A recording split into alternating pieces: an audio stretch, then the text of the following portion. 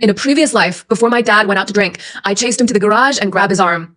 Dad, you've been drinking, so stop driving. He threw me away and my back hit the car door and the handlebar hit my shoulder blades, which made me gasp in pain. He killed a girl who had just entered college. 在法庭上，他和他的律师说，是我女儿，她没有提醒我刹车有问题，她把我推出去当了替罪羊。I was sentenced to 3 years. On the day I was released from prison, he came to pick me up. Instead of taking me home, he locked me in the basement. He said, "You killed someone and you still have the nerve to come back?" I stayed in that basement for 2 years until I died. In this life, I stand at the same door again. My dad picked up the car keys and patted my head. Dad went out for a drink and will be back later. I smiled. Dad, have fun. This time, I didn't remind him not to drink and drive. Chapter 1. I opened my eyes. The ceiling was white, with a crack running from the corner to the light base. There is the smell of my mother's stewed pork rib soup in the air, drifting in through the crack in the door, mixed with a little smell of oil smoke. Someone was setting off firecrackers downstairs, crackling, exploding for a while, and then stopped. The calendar says, February 6th, 2019, the second day of the first lunar month, the day of returning to my parents' home.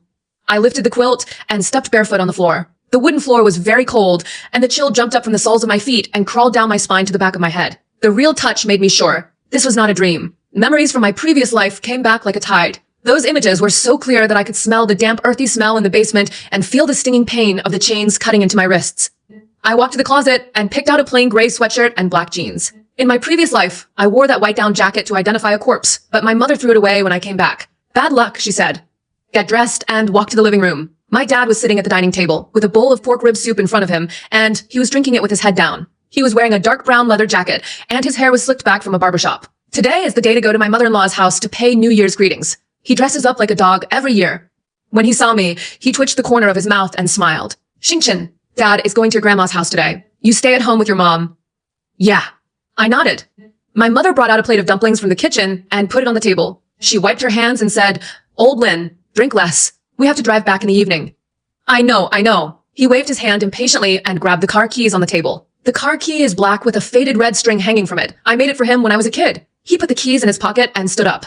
My mother chased me to the door and said, Don't drive after drinking. Let the third child see you off. The third child also drank. Who gave it to whom? He didn't look back. Then stopped drinking. You're celebrating the new year. What are you doing if you don't drink? He had already started to change his shoes. My mother turned around and looked at me. Xingchen, please advise your father. In my previous life, I really persuaded you. I chased him to the garage and grabbed his arm. He threw me away with such force that I hit the car door. Lin Xingchen, are you like your mother, hoping that something will happen to me all day long? Crow's mouth. Then he started the car, reversed it, and drove away. He hit a moving car on the beltway. The other party is a 19-year-old girl, a freshman, who went home for the spring festival. Died on the spot. How did it end up with me in jail? My dad's lawyer said. The vehicle involved in the accident had a brake hazard. The driver, Lin Guodong, had repeatedly asked his daughter Lin Xingchen to remind him to check the brakes. However, on the day of the incident, Lin Xingchen failed to fulfill this reminder obligation. My dad nodded in court. Yes, I told her many times to ask her to remember to remind me. She didn't tell me that day. They molded me into an indifferent daughter who knows there is danger, but does not remind her. Now, here I am again. My mother is still saying, Xingchen, please say something quickly. I looked at my dad, who had already changed his shoes, and opened the door. The cold wind poured in from the door, making the napkins on the table rattle. My dad turned around and glanced at me. That look was exactly the same as in his previous life, impatient, thinking I was wasting his time. I smiled at him. Dad, be careful on the road. My dad was stunned for a moment. He's probably never heard me say anything so normal. I used to nag all the time. He nodded and said somewhat unexpectedly, Okay, got it. Then he opened the door and walked out. The security door closed with a bang. My mother looked at me, a little surprised. Xingchen, why didn't you stop your dad today? I picked up the chopsticks, picked up a dumpling, and put it in my mouth. It's stuffed with cabbage and pork. It's made by my mother. It has a thin skin and a big filling. I can't stop it, I said.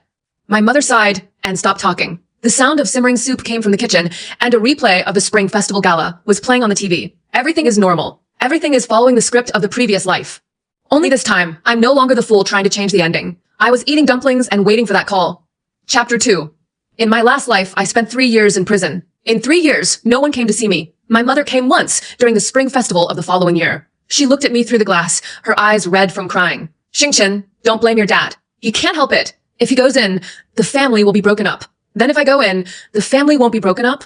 I asked. She cried and said, You are a girl, just get married in the future. Your father is the backbone of the family. He cannot fail. Pillar. This is where I stand in my mother's heart. Not a daughter, but a sacrificial pillar. My dad didn't go to jail, but his life didn't get better either. The news that he killed someone while driving drunk spread throughout the small county. No one dared to use his car to haul goods, and no one wanted to drink with him. He became a person despised by everyone. He couldn't stand the gap and started drinking heavily. When he was drunk, he would beat my mother. My mother couldn't bear the beating and ran back to her parents' home for half a year. He was home alone, and the more he thought about it, the angrier he became. He put all the fault on me. It was you who didn't remind me. It was you who killed that girl. It was you who ruined this family. On the day I was released from prison, he drove to pick me up. He did pick me up, but not home. He drove the car to an old house in the urban rural fringe. It had been used as a warehouse and had not been occupied for a long time. He pushed me into the basement and locked the door. You owe that girl your life. Just right here, repent. I stayed in that basement for 2 years. There are no windows, just a small iron door. It's as hot as a steamer in summer and as cold as an ice cellar in winter. He comes once a day to deliver meals, a bowl of rice and a plate of pickles. Sometimes when he was drunk, he would come down and look at me, whipping him with a belt, kicking him, and burning him with a cigarette butt. I begged him. I said, "Dad, I was wrong. Please let me out." He asked, "Where did you go wrong?" "I shouldn't have reminded you." "What else?" "I shouldn't have killed that girl." "What else?" I shouldn't have lived." He nodded with satisfaction. "Remember what you said. You owe her, and you have to pay her back." 2 years later, I died. The cause of death was malnutrition combined with wound infection. When I died, I was holding a piece of wire in my hand. I used the wire to carve a line on the wall. Lin Guodong kill me. Then I died. I thought death was the end, but I opened my eyes and saw a crack in the ceiling. I'm back. Back on February 6th, 2019. Back to the day he went out drinking. This time, I chose to keep my mouth shut. Chapter 3. After my dad left, the air in the house became very quiet. My mother was washing dishes in the kitchen, and the faucet buzzed. I sat on the sofa and watched TV, but didn't take in anything. I don't know what is playing on the TV. I only know that time is passing. 10 o'clock, 10:30, 11 o'clock, 10 past 11. The phone rang. The sharp ringing pierced the silence of the entire living room. My mother ran out of the kitchen, still wiping her hands on her apron. "Who is calling so late?" She picked up. "Hello." What was said on the other end of the phone? Her face turned pale in an instant. "What? Where? Which hospital?" She hung up the phone. Her hands were shaking and her lips were shaking. "Xingchen, your dad. Something happened to your dad." Her voice seemed to be squeezed out of her throat. I stood up with just the right amount of panic on my face. "What? What's wrong with Dad?" "Car accident. Ring Expressway. He's in the county hospital." She was already crying, tears flowing down the wrinkles on her face. I walked over and held her arm. "Mom, don't worry. Let's go there quickly." I picked up the car keys on the coffee table and helped her out. My mother was sitting in the passenger seat, trembling all over, and kept chanting, "Buddha bless, Bodhisattva bless, don't let anything happen." The car turned out of the community and drove onto the main road. The night breeze came in through the half-open car window, cool and clear. I think of this day in my previous life. This time in my last life, I was sitting in the back seat of a police car, shaking. It's not because of the cold, it's because of fear, it's because of self-blame. I thought the car accident happened because I didn't stop my dad. I thought it was really my fault. Now I know it wasn't my fault. Never. The car drove to the county hospital, and the emergency room lights were on. My mother collapsed as soon as she entered the door, and a nurse helped her to the family lounge. I was in the hallway and saw my dad. He was lying on a mobile hospital bed, being pushed by 2 nurses. There was blood on his face. A large piece of gauze was taped to his forehead, and his arms were bandaged. But his eyes were open. When he saw me, his lips moved as if he wanted to say something. I can't hear clearly, and I don't want to hear clearly. One of his legs was in a cast, and he was suspended high. The doctor said that I might become lame in the future. I stood in the corner of the corridor and watched the nurse push him into the operating room. The words "under surgery" lit up, red and dazzling. I leaned against the wall, slowly slid to the ground, and buried my face in my knees. The nurse passing by thought I was crying. A young nurse came over and tapped me on the shoulder. "Little girl, don't worry, your dad will be fine." I nodded, but I didn't cry. I was just thinking, in the last life, were the parents of the girl named Su one like this, waiting in the corridor of the hospital for someone who would never come back?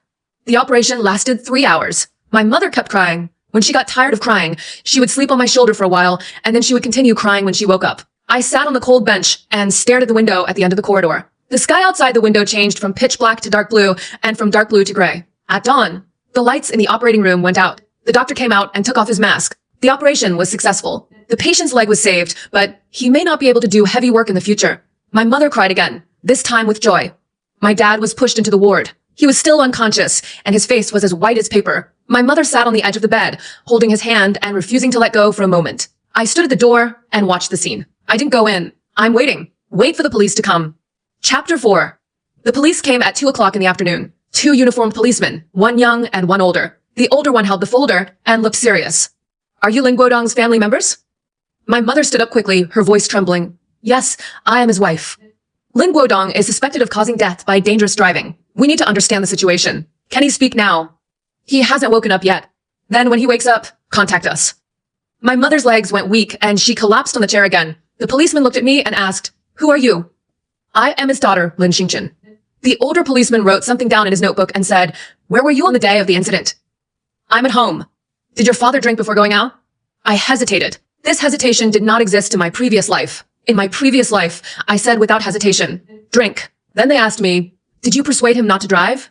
I said, "Yes." He didn't listen. It was because of this persuasion and the subsequent actions of my father and lawyer that I became knowing the danger, but not doing anything. But this time, I won't give anyone evidence. I looked at the policeman with just the right amount of hesitation and fear on my face. I don't know. I don't live with my dad. The policeman nodded and didn't ask any more questions. After he left, my mother held my hand. "Xingchen, you don't tell anyone about your dad's drinking, you know?" "Yeah." "Also, did you tell him anything before he went out?" "What?" I pretended not to understand. "Did you remind him to check the brakes or something?" "No," I said. My mother breathed a sigh of relief. I know what she's thinking. She knew my dad's car had brake problems. She also knew that in the previous life, my father relied on the excuse the stars didn't remind me to get away with it. In this life, I won't even leave them this handle. Because I didn't say anything. I didn't remind him not to drink and drive. He was not reminded to check the brakes. I didn't say anything to him that could be used as evidence. I just said, be safe on the road. What does be safe on the road prove? It proves nothing. My dad woke up on the third day. He opened his eyes, saw the ceiling, and was stunned for a long time. Then he saw my mom, Xiulan. His voice was as hoarse as sandpaper grinding glass. "Old Lin." My mother rushed over, tears falling again. "You're awake. What happened to me?" "You were in a car accident on the Ring Expressway. Don't you remember?" His eyes slowly focused, as if he remembered something. Hit someone?" My mother nodded, crying until she was out of breath. He was silent for a long time. Then he asked, "Where are the stars?"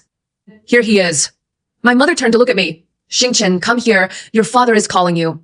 I walked over to the bed. He looked into my eyes as if he was looking for something. "Xingchen, did you say anything to Dad that day when he went out?" "The same problem as in my previous life. In my previous life, I said it, I told you not to drive." He seized on the sentence and made a big fuss in court. "In this life, I said, be safe on the road." He was stunned for a moment. "That's it." "Yeah." "You didn't say anything else?" "No." His eyes changed. From confusion to disappointment. From disappointment to anger. His fingers clenched on the sheets. His knuckles turned white. And then he unclenched. He was probably thinking, why didn't you say it? Why don't you say, "Dad, don't drink," and "Dad, check the brakes"? If you tell me, I can pass the responsibility on to you. But he couldn't ask, because my mother is beside me. "What's wrong?" my mother asked nervously. "Nothing." He closed his eyes.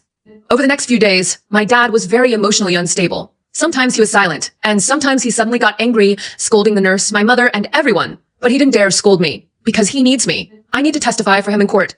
What he didn't know was that I wasn't going to testify for him. I will only tell the truth. The fact is, he drank, he drove, he killed someone. He is a murderer. The only murder.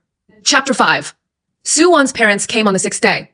I saw them from my hospital room window. 2 middle-aged men, wearing black cotton-padded jackets. The woman held a photo frame in her arms. There was a picture in the frame, too far away to see clearly, but I knew who it was. She hugged her tightly, like she was holding something fragile. My mother saw them in the corridor, and her face turned pale instantly. "Xingchen, they are?" "The victim's parents," I said. My mother's legs bent a bit, and she held onto the wall to prevent her from falling.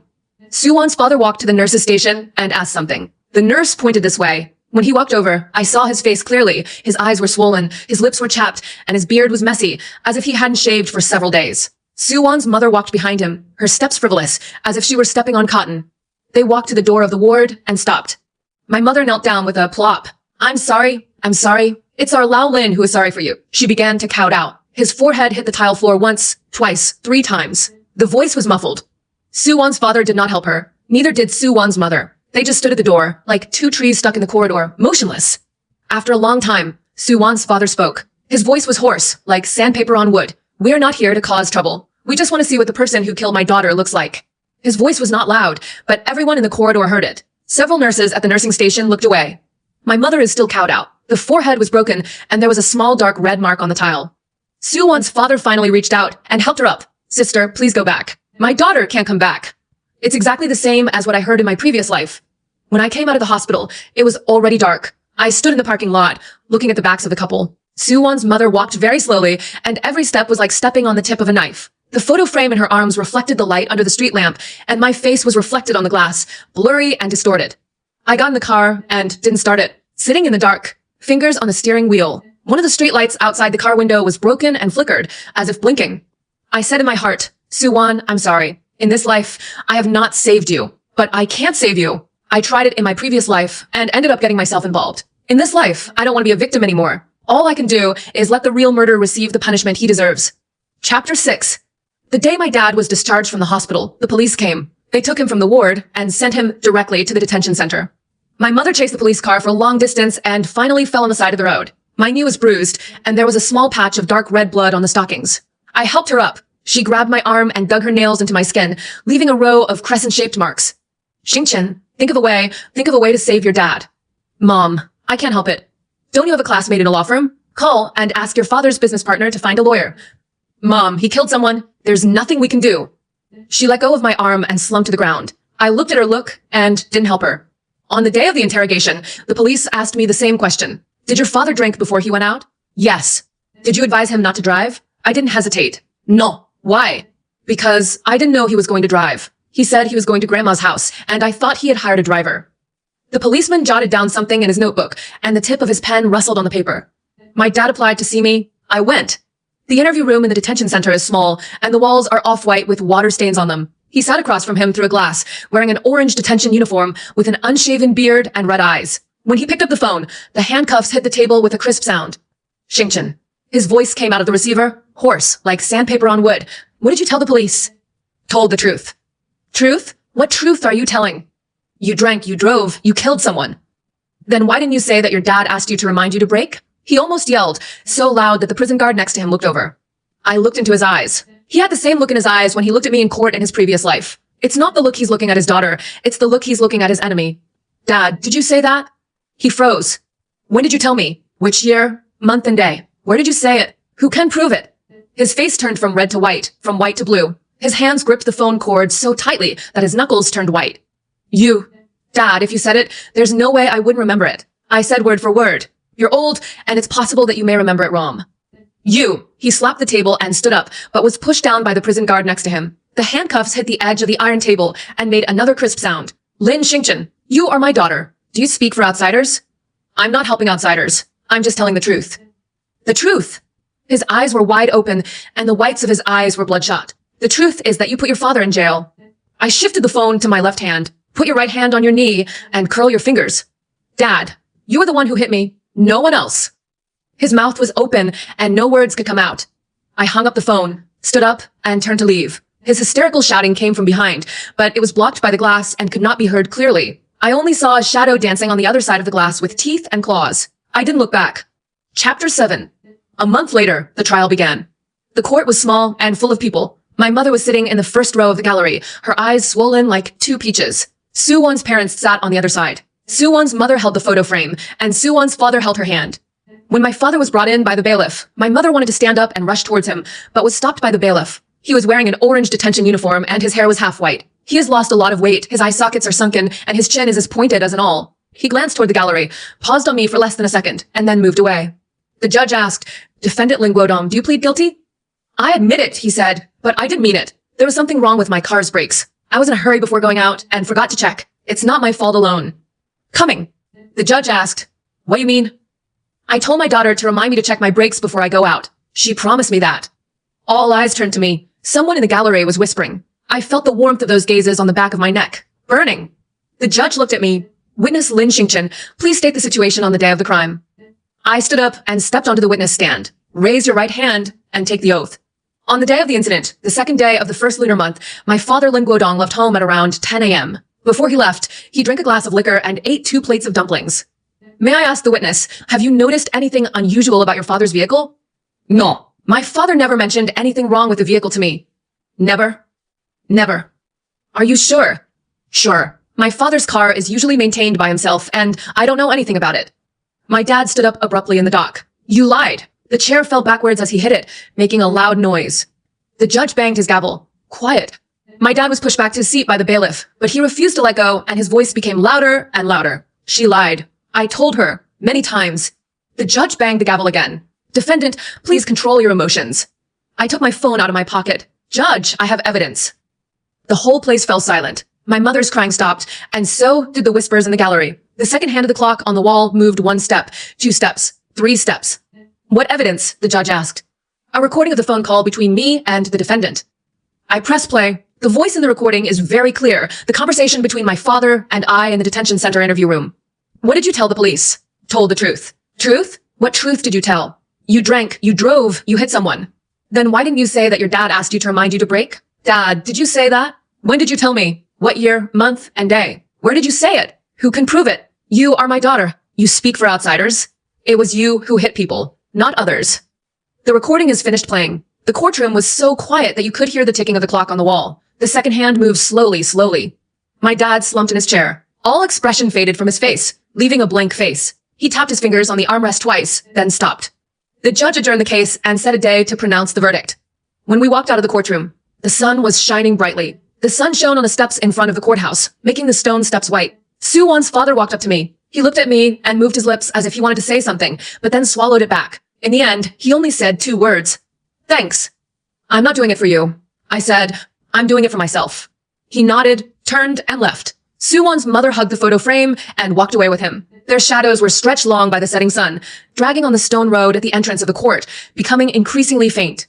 I stood on the steps and looked at their backs. The red rope is clutched in her hand, faded, once red, now off-white. The one that was on my dad's car key, I put it away after the car accident. Don't know why I keep it. Maybe I want to remember something. Chapter 8. Half a month later, the verdict came down. Lin Guodong was convicted of dangerous driving, causing the death of 1 person. The circumstances were atrocious, and he was sentenced to 8 years in prison. My mother burst into tears when she heard the verdict. She turned and looked at me with a look I'd never seen before, a mixture of resentment and fear, and a little something else. I can't tell. Are you satisfied? She asked me. What? You sent your dad to prison. Are you satisfied? I looked into her eyes. The eyes were swollen from crying, and the whites were full of red bloodshot eyes. In her previous life, she looked at me like this, on the other side of the glass in the visiting room, and said, Don't blame your dad. Mom, he killed someone. He's your dad. He's a murderer.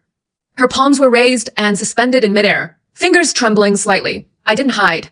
She didn't win in the end. The palm of his hand fell back to his side, and he wiped it on the seam of his pants. Then she turned around and left. His back was hunched like a 70-year-old man. She is only 43 years old. Her steps were very slow, and every step she took felt like stepping on mud. The glass door at the entrance to the courthouse reflected her elongated shadow. When my dad was taken away by the bailiff, he looked back at me. There was a lot in that glance, but I didn't want to identify it.